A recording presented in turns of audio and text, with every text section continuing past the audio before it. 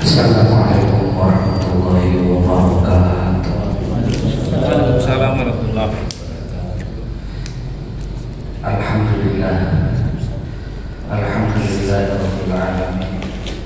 Alladzi khalaqal mauta wal hayata liyabluwana ayyuna ahsanu amala. Assalatu wassalamu ala khatimil anbiya'i wal mursalin Nabiina wa maulana Muhammadin wa ala alihi wa ashabihi wa man tabi'ahum bi ihsan ila yaumiddin, amma ba'd. Alhamdulillah, pada kesempatan kali ini kita sama-sama diberikan kesempatan nikmat untuk tetap berada di dalam ibadah, tetap berada di dalam kebaikan, tetap berada di dalam dakwah, tetap berada di dalam taklim, tetap berada di dalam perintah-perintah Allah. Dan kadang ada hal juga yang harus kita perhatikan, keseimbangannya.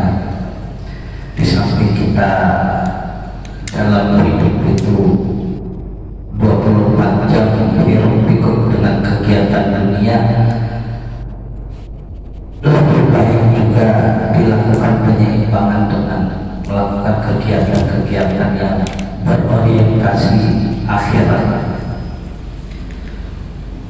Salat serta salam tidak lupa pula kita aturkan kepada junjungan kita Nabi Muhammad sallallahu alaihi wasallam, karena melalui beliaulah kita bisa sama-sama sedikit banyaknya bisa menikmati manisnya kita beragama Islam, sedikit banyaknya kita bisa memahami bagaimana kita untuk hidup berdampingan sesama manusia. Dan juga kita terus bersyukur bahwasanya Rasulullah Shallallahu Alaihi Wasallam merupakan nikmat terbesar dari Allah untuk kita sebagai umatnya, yang umat-umat nabi-nabi terdahulu itu tidak miliki.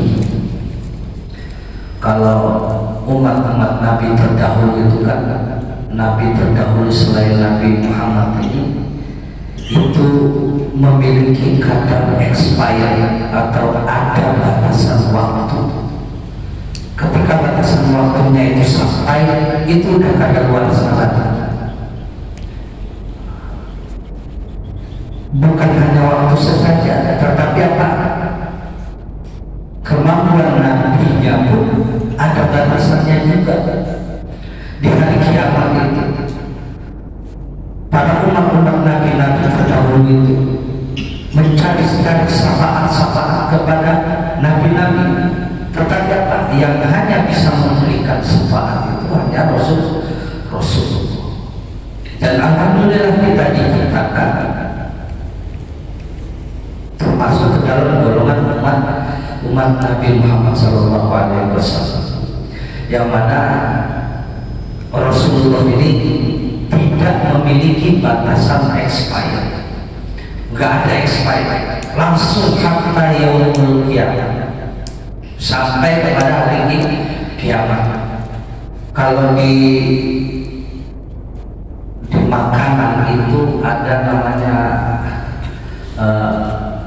maddah hafizah. Kalau di makanan itu kalau bahasa kita itu sebutnya itu pengawet. Rasulullah itu merupakan pengawet untuk kita. Pengawet apa?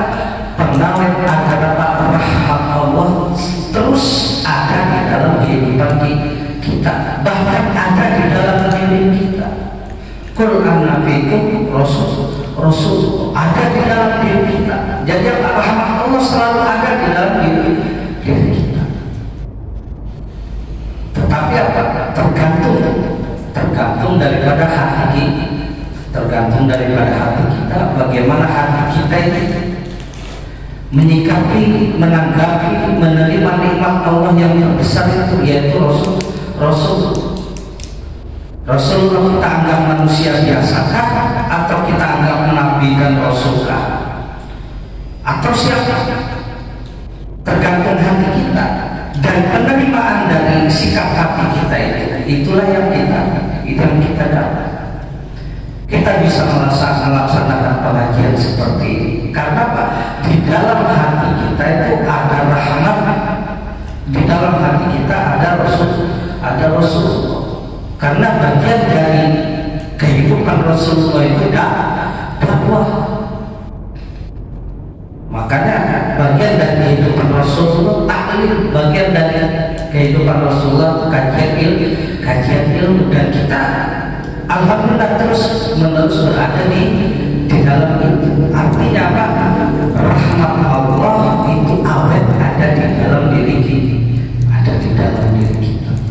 Dan pengawet itu tidak ada kadar expired, tidak ada kadar luarsanya, tidak ada. Dan itu sampai hari kiamat nanti. Dan Rasulullah itu kan merupakan nikmat terbesar. Itu juga ditunjukkan dari apa? Ditunjukkan dari apa? Permintaan Rasulullah kepada Allah bahwasanya aku tidak akan senang kalau salah satu umatku itu masih berada di dalam neraka. Artinya ada jaminan bagi kita. Man qala la ilaha illallah dakhala jannah. Barang siapa yang mengucapkan atau mengatakan la ilaha illallah, maka akan masuk surga. Nah, kata la ilaha illallah di sini tidak berhenti pada ucapan. Para ulama sepakat kata la ilaha illallah ini tidak berhenti sampai di situ saja, tetapi apa? Memiliki asal, memiliki bekas di dalam diri kita, sehingga apapun yang kita lakukan itu la ilaha illallah. Kita berjalan berdasarkan la ilaha illallah, kita mengajar berdasarkan la ilaha illallah, kita ada di pengajian di sini berdasarkan la ilaha illallah, kita kemanapun berdasarkan la ilaha illallah. Baru apa? Dakhalal jannah. Di sini alhamdulillah sekali bahwasanya kita termasuk pada umat Rasulullah, ada jaminan kita untuk masuk surga, walaupun sebelum itu mungkin masuk neraka dulu. Karena apa? Ya tetap kan kesalahan yang kita lakukan tetap harus kita bertanggungjawabkan. Tetapi apa? Yakinlah ketika kita menjalankan apa saja yang ada diperintahkan oleh Rasulullah, maka kita akan termasuk man qala la ilaha illallah dakhala jannah. Barang siapa yang mengatakan la ilaha illallah, mengucapkan la ilaha illallah, maka akan masuk surga. Bahkan bukan kita saja, bahkan orang lain pun yang notabene-nya dalam pandangan kita itu kurang baik atau tidak baik seperti itu ada jaminan juga masuk surga, ada jaminan juga. Makanya ada terusan hadisnya itu, man qala la ilaha illallah dakhala jannah wa in zana wa in sarqa. Itu di situ. Barang siapa yang mengatakan atau mengucapkan la ilaha illallah, maka akan masuk surga walaupun dia berzina, walaupun dia maling. Nah, ini Pak perlu catatan penting di sini. Kita tidak membenarkan dosanya, tidak. Kita tidak membenarkan perlakuannya, tidak. Di sini ditekankan bahwasanya kata atau kalimat la ilaha illallah di sini merupakan kalimat mutlak, kalimat inti yang tidak bisa digabungkan, kalimat inti yang tidak bisa terpengaruh oleh apapun itu. Karena ketika di akhir nanti kehidupan kita mengucapkan la ilaha illallah, dakhala jannah, status kita sebagai hamba yang penuh dosa itu tidak mempengaruhi kalimat la ilaha illallah. Makanya di dalam Sahih Bukhari itu ada bab itu Imam Bukhari meletakkan kufur duna kufrin, kafir tapi tidak termasuk dalam kafir yang keluar daripada agama Islam. Jadi yang termasuk itu, kita melakukan dosa itu termasuk kafir juga. Artinya apa? Kufur nikmat. Kita melakukan dosa dengan tangan kita itu kufur nikmat. Karena Pak Tuhan memberikan nikmat kita tangan untuk berbuat baik, malah berbuat dosa. Makanya di Imam Bukhari itu meletakkan salah satu bab dalam kitabnya itu kufrun duna kufrin, kufur yang tidak termasuk ke dalam kufur keluar daripada agama. Makanya orang yang tidak bersyukur juga termasuk disebut kufur. La in syakartum la azidannakum wa la in kafartum inna adzabi lasyadid. Orang yang tidak bersyukur juga termasuk kufur. Nah, makanya di sini bahwasanya ada jaminan. Bahkan orang yang berbuat dosa pun ada jaminan untuk bisa masuk surga. Kenapa begitu? Itu saking luasnya rahmatnya Allah, saking luasnya kebaikan Rasulullah, saking tulusnya hati Rasulullah yang menginginkan umatnya terus berada di dalam kebaikan, bahkan dapat jaminan. Nah, itu Rasulullah yang merupakan nikmat terbesar dari Allah Subhanahu wa Ta'ala. Nah, pada kesempatan kali ini sebenarnya saya kaget juga tadi. Saya dihubungin sore tadi suruh misi di sini. Saya pikir, oh ya sudah misi biasa. Begitu saya datang, ada Ustaz Mas'ud, ada ayah anda, Ustaz Azhar, saya jadi grogi karena apa, kalau di kebiasaan kami pesantren itu tidak baik murid itu menceramahi guru, itu nggak baik. Bahkan ada kami di pesantren itu tidak ada murid itu memprotes kiainya, itu nggak ada. Apalagi menceramahi, nggak ada. Itu bagian dari alil adab. Kalau orang Arab bilang itu alil adab, itu kalau bahasa kita sehari-hari agak kasar itu agak kurang ajar. Tapi di sini langsung saya cepat-cepat berubah niatnya. Maksudnya di sini kita ngaji sama-sama. Jadi biar ngajinya tetap murni, biar ngajinya tetap tidak ada terkotori oleh apapun. Nah, pada kesempatan kali ini kami melihat bahwasanya kita sama-sama tahu, kita sama-sama tahu, dan banyak di antara kita yang hadir ini bagian dari orang yang bergerak di dalam bidang pendidikan, yaitu sebagai guru atau sebagai pengajar. Dan kita sama-sama tahu bahwasanya persentase sekarang murid itu yang bisa membaca Al-Quran ketika mendaftar sekolah itu bisa dibilang tiap tahun itu ada penurunan persentase. Padahal kalau kita zaman dulu, kita terkadang masih TK saja sudah mengenal yang namanya membaca Al-Quran, walaupun masih terbata-bata, tetapi minimal mengenal. Tetapi realita yang kita hadapi sekarang ini bahwasanya banyak orang yang ketika mendaftarkan anaknya ke sekolah-sekolah itu dengan basic membaca Al-Qurannya bahkan tidak ada sama sekali. Ada yang masih Iqra 1 belum selesai, ada yang Iqra 3, bahkan ada yang huruf saja tidak mengenal, bisa terbalik-balik. Nah, yang menjadi catatan yang harus menjadi perhatian kita di sini, bahwasanya kok bisa tenang ketika orang tua melepas anaknya ke sekolah menuntut ilmu umum, ilmu bisa kita katakan ilmu dunia seperti itu, tidak membawa bekal atau tidak memiliki fondasi ilmu keagamaan yang dasar sekali, yaitu membaca Al-Quran. Kok bisa setenang itu? Setelah kami telusuri sedikit, ternyata anaknya kurang bisa baca Quran, bahkan bapaknya pun kurang bisa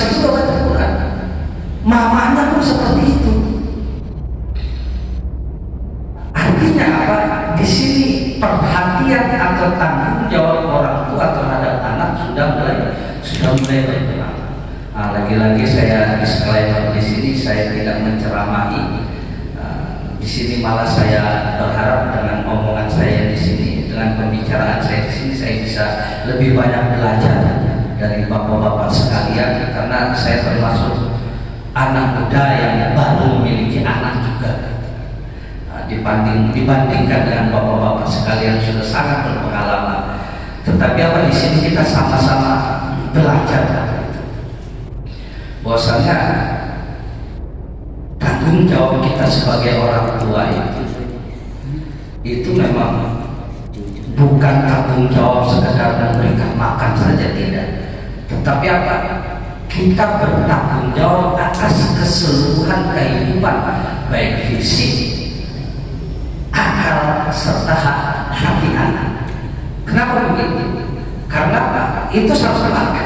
Kalau misalnya kita pisah-pisahkan, misalnya kita pedulikan atau kita perhatikan fisik anak kita saja, itu sama saja menjerumuskan atau merubah anak kita itu sama seperti binatang, sama seperti hewan. Karena apa? Yang kepala hewan itu kan cuma fisik saja, jasmani saja, tidak ada akal, tidak ada hati, insting saja. Kalau itu kita cuma perhatikan jasmani saja. Kalau misalnya kita pisahkan lagi akal saja misalnya, wah itu bisa jadi itu sama saja menjerumuskan anak kita termasuk dalam golongan yang apa? Golongan anggotanya para setan. Karena setan itu menggunakan akalnya terus, menggoda kita saja menggunakan akal. Bahkan membantah Allah saja menggunakan akal. Ketika disuruh sujud kepada Nabi Adam, bagaimana logika setan itu bermain? Adam diciptakan dari tanah, sementara aku diciptakan dari api. Lebih hebat api daripada tanah. Kenapa aku mesti sujud? Itu Allah yang perintah. Dan setan itu tahu betul dan meyakini betul, dan tauhidnya yakin mantap banget tentang Allah. Tetapi apa? Ketika diperintahkan Allah sujud kepada Nabi Adam, disitulah logikanya bermain, tapi tidak menggunakan hati. Makanya akan terjerumus ke situ. Kalau misalnya hati saja yang kita perhatikan, akal tidak, jasmani tidak, itu juga kurang masuk di logika juga. Karena apa? Kita tidak bisa menjadi seperti malaikat yang layak sunallah ma'amara, yang tidak bakal bermaksiat atau mangkir daripada seruannya Allah. Allah merintahkan apa langsung, itu malaikat. Kalau kita hati saja, tidak akal juga, tidak jasmani juga, itu sama saja menganggap anak kita seperti malaikat, dan itu tidak mungkin terjadi. Maka dari sini penting sekali perhatian kita sebagai orang tua, khususnya diri kami sendiri. Di sini bahwasanya anak itu sebelum lepas daripada rumah untuk mengenyam pendidikan di luar rumah, hendaklah pendidikan pertama itu didapat di dalam rumah. Makanya dikatakan bahwasanya ibu itu merupakan madrasatul ula, madrasatul awal bagi anak. Madrasah pertama bagi anak yaitu seorang ibu. Tetapi apa? Memulai penanaman fondasinya dimulai dari bapak-bapak, yaitu apa? Dari memilih seorang calon istri. Nah, itu dimulai dari situ. Ketemu calon istri yang baik, nikahi. Begitu jadi istri yang baik, maka insya Allah akan menelurkan, akan melahirkan keturunan yang baik. Maka disitulah madrasahnya baru bermula. Makanya ketika di dalam kandungan, ya kita juga sama-sama tahu bahwasanya lebih baik kita sering-sering memperdengarkan lantunan ayat Quran, memperdengarkan sholawat, mengenalkan dengan hal-hal yang dasar dalam agama kita. Nah, itu sangat penting untuk kita lakukan. Agar apa? Ketika lahir nanti di dalam memori alam bawah sadar anak kita itu sudah tertanam. Di dalam sanubari anak kita itu sudah tertanam dasar-dasar atau fondasi-fondasi yang ada di dalam Islam. Baru ketika lahir kita bentuklah fondasi tersebut. Tetapi apa? Ketika orang tua ini tidak memiliki pemahaman, tidak memiliki kepedulian, tidak memiliki perhatian yang baik terhadap anaknya, maka yang terjadi apa? Yang terjadi seperti yang kita bicarakan tadi itu, bahwasanya tenang sekali dia melepas anaknya belajar matematika, belajar IPA, belajar IPS, belajar apa, tanpa bisa membaca Al-Quran dengan baik, tanpa bisa membaca Al-Quran dengan baik. Padahal Al-Quran itu kita sama-sama tahu, Al-Quran itu merupakan petunjuk bagi kita. Kita berjalan ke dunia dalam kehidupan ini, kita nggak tahu arahnya kemana. Kita tidak tahu. Kita bisa mengarah seperti sekarang ini kita melakukan taklim kajian seperti ini. Kita tahu arahnya dari mana? Dari Al-Quran, dari hadis, dari tuntunan Rasul. Bagaimana kita tahu arahnya kalau kita tidak memahami itu sendiri, tidak memahami petunjuknya, tidak tahu kalau Rasulullah itu Nabi yang menuntun kita. Kita tidak tahu bagaimana kita akan paham itu semua, bagaimana kita akan menurunkan pengetahuan itu kepada anak kita. Makanya itu sangat penting sekali. Jadi memang mungkin kita sebagai pengajar ini, kita apalagi bapak-bapak itu kan lebih banyak sibuk di luar, pulang capek dan ke rumah sudah. Tetapi apa? Tetap tanggung jawab perhatian kita terhadap anak kita itu tetap harus ada. Jadi kita sama anak itu memiliki berbagai macam hubungan. Salah satu hubungan terhadap anak kita hubungan tanggung jawab sebagai orang tua. Kepada anak kita juga ada hubungan, misalnya hubungan seperti hubungan apa? Hubungan masa yang akan datang. Nah itu ada juga dengan anak kita. Hubungan masa yang akan datang kita akan terjamin baik, husnul khotimah kalau apa? Kalau tanggung jawab sudah kita lakukan di awal. Kalau tanggung jawab perhatian terhadap anak kita sudah baik di awal, maka apa? Hubungan di masa yang akan datang itu tergambar dalam hadis Rasulullah idza mata ibnu Adam in qata'a amaluhu illa min thalath. Kalau mati anak Adam, meninggalnya anak Adam, wafatnya anak Adam itu terputus amalannya itu kecuali tiga perkara, dan salah satunya apa? Waladun soleh, anak yang soleh. Nah itu bergantung kepada apa? Hubungan kita yang pertama tadi, yaitu tanggung jawab. Nah hubungan tanggung jawab tersebut itu menjadi dasar, menjadi fondasi kita untuk apa? Menjalin hubungan yang lain terhadap anak kita. Makanya penting sekali untuk kita perhatikan bahwasanya sebagai pengingat kita, alarm kita bahwasanya kita tuh memiliki hubungan tanggung jawab, dan tanggung jawab itu harus betul-betul kita pegang. Kullukum ra'in wa kullukum mas'ulun an ra'iyatihi. Wal amil ra'in wal rajul ra'in ala ahli baiti. Seorang bapak itu dia itu pemimpin bagi siapa? Bagi anggota keluarga. Nah, di sini ada letak penting juga. Wal mar'atu ra'iyatun ala baiti zawjiha wa waladiha. Nah, bahwasanya ibu di sini merupakan pemimpin atas apa? Rumah dan anak suaminya. Artinya apa? Pendidikan atau tanggung jawab di situ. Hubungan tanggung jawab antara orang tua sama anak tidak bisa kita abaikan atau kesampingkan. Karena apa? Itu akan berpengaruh terhadap hubungan kita yang lain. Misalnya seperti tadi, hubungan masa yang akan datang. Masa yang akan datang kita itu bahagia atau tidak bergantung pada anak kita juga. anak kita ini soleh atau tidak. Itu bergantung itu juga, bergantung tanggung jawab kita ini. Sebab apa, ketika kita meninggal tidak ada lagi kita pegangan kita kecuali apa ya, amal jariah, sedekah jariah, atau ilmu yang sudah kita bagi yang bermanfaat, atau juga anak yang soleh. Selain hubungan masa yang akan datang, ada juga yang namanya hubungan kasih sayang. Karena Pak, anak ini tempat curahan kita berkasih sayang. Cuman terkadang kasih sayang kita ini terkadang harus kita perhatikan juga.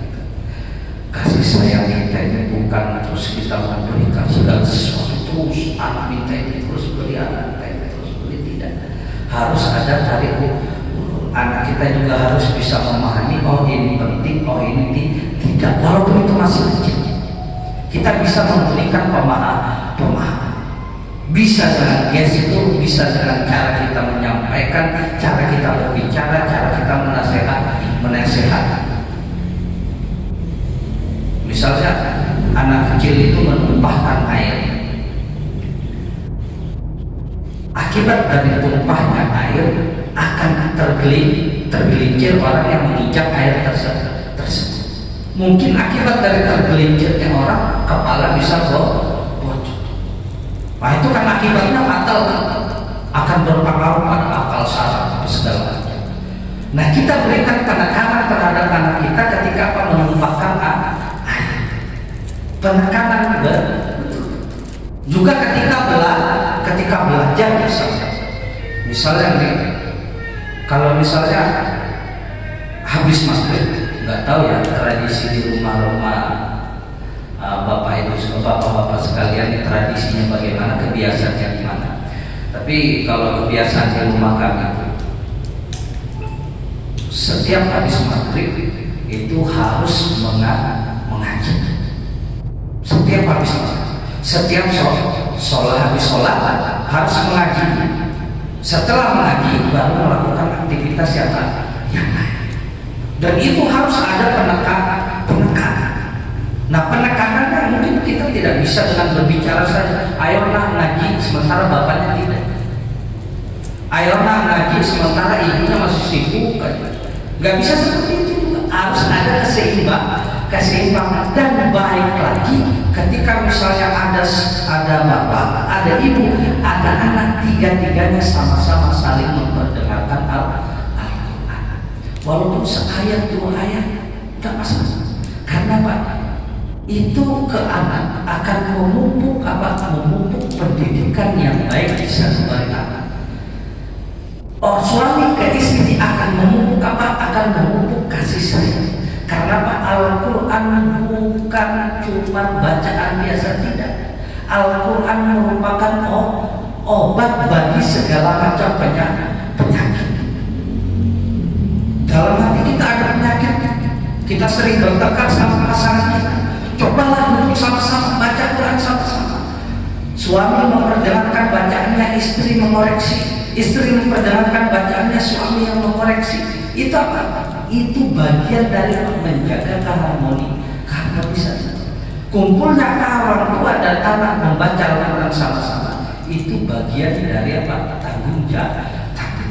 Itu bagian dari hubungan masa yang akan datang. Itu bagian dari hubungan kasih sayang dari orang tua terhadap anak dan anak terhadap orang tua. Makanya itu penting untuk kita perhatikan. Dan juga bahwasanya kita di sini dewasa sekarang ini bukan mengecilkan kita, tetapi apa? Orang lebih bangga ketika anaknya juara ini, bangga dia, wajar kita bangga, itu anak kita biasa, sangat wajar saja. Tetapi akan ada yang lebih kita banggakan lagi ketika anak kita baca Qurannya lancar, anak kita tajwidnya baik, anak kita baca doa sebelum melakukan segala sesuatu, anak kita mempunyai fondasi yang baik tentang keislaman. Bahkan kita melihat beberapa di sekolah kami, beberapa orang yang ikut perlombaan sains, IPA, IPS, ekonomi, akuntansi, itu perlombaan dan dia juara. Itu tidak terlepas dari apa? Dari banyaknya hafalan Quran. Dan itu kami perhatikan sebagai guru. Ketika hafalan Qurannya banyak, otaknya encer, dia gampang sekali. Dan kami perhatikan, oh anak yang ikut lomba ini cara baca Qurannya bagus, hafalan Qurannya juga lumayan bagus. Artinya apa? Pondasi di dalam Islam itu memiliki jaminan, memberikan jaminan kepada kita bukan saja kebahagiaan di akhirat, tetapi juga kebahagiaan di dunia. Dan itu harus kita yakini, dan itu bagian dari keyakinan yang harus kita pupuk sebagai orang tua. Dan bagaimana kita sama-sama tahu semua bahwasanya di dalam Al-Quran Allah mengabadikan Luqman yang apa? Memberikan wasiat-wasiat penting bagi apa? Bagi anak. Nah, itu memberikan wasiat-wasiat penting di sini. Dan itu menjadi acuan kita. Dan itu menjadi ukuran kita di dalam mendidik anak. Yang pertama itu, ya bunayya la tusyrik billah inna syirka la zulmun azim. Hal pertama yang diwasiatkan adalah tentang tauhid, tentang akidah. Hal pertama yang diwasiatkan, hal pertama yang jadi fondasi anak yaitu keislaman atau ketauhidan. Penanaman akidah yang baik. Bukan yang pertama didengar itu lagu, bukan yang pertama didengar itu pelajaran ini itu, tidak. Tetapi apa? Tauhid dan akidah terhadap Allah. Itu yang pertama diwasiatkan. Yang kedua apa? Yang kedua yaitu aqimis sholat. Ya bunayya aqimis sholat. Kata ulama terhadap anak. Dan itu bagian dan terpenting dalam kehidupan manusia. Karena sholat kita sama-sama tahu, as-sholatu imaduddin, faman aqamaha faqad aqamaddin. Sholat itu tiang agama, kita sama-sama tahu. Tetapi terkadang di dalam mengaplikasikan pemahaman dan pengetahuan kita ini kadang-kadang terlupa. Kita ingat saudara kita tidak, kita ingat cucu kita tidak, kita ingat anak kita tidak. Maka dalam rangka pengajian kali ini bukan saja untuk kita, tetapi juga untuk anak-anak kita, tetapi juga untuk saudara-saudara kita. Dan mudah-mudahan pada kesempatan kali ini, pada pengajian kali ini, kita bisa sama-sama belajar usikum wa nafsi bitaqwallah, khususnya diri kami sendiri yang masih perlu banyak belajar dari para bapak-bapak sekalian, dari para ustaz sekalian, khususnya para ayah-ayah sekalian, bahwasanya hubungan terhadap keluarga, terhadap anak khususnya itu harus kita perhatikan dengan baik. Mungkin itu saja yang dapat kami sampaikan. Salah dan khilaf mohon maaf.